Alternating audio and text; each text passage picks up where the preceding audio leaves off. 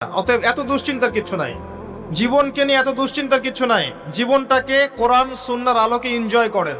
কোরআন সুন্নাহকে দিয়ে জীবনকে এনজয় করা যায়। কোরআন এবং সুন্নাহর আনুগত্যের মধ্য দিয়ে আপনি জীবনকে উপভোগ করেন, টেনশন করার দরকার নেই। মনে রাখবেন, আল্লাহ যদি আপনার সাথে থাকেন এবং আল্লাহ যদি আপনাকে কবুল করেন, পৃথিবীর কোনো শক্তি নাই আপনাকে টলাবে। পৃথিবীর কোনো শক্তি নাই, পৃথিবীর সমস্ত শক্তি একত্রিত হয়ে আপনার চুল বাঁকা করতে পারবে না, যদি আল্লাহ আপনার সাথে থাকে। আর যদি আল্লাহ আপনার সাথে না থাকে, আইওয়াস শোডাউন দিয়ে কোনো লাভ হবে না, কেউ আপনাকে বাঁচাতে পারবে।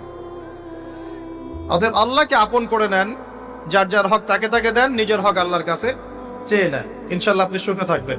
এর আগে আল্লাহ পাক একা ছিলেন, আর কিচ্ছু ছিল না। হুয়াল আউয়াল ওয়াল আখির ওয়াজ যাহির ওয়াল বাতিন ওয়া হুয়া বিকুল্লি শাইইন আলিম, সূরা হাদীদ।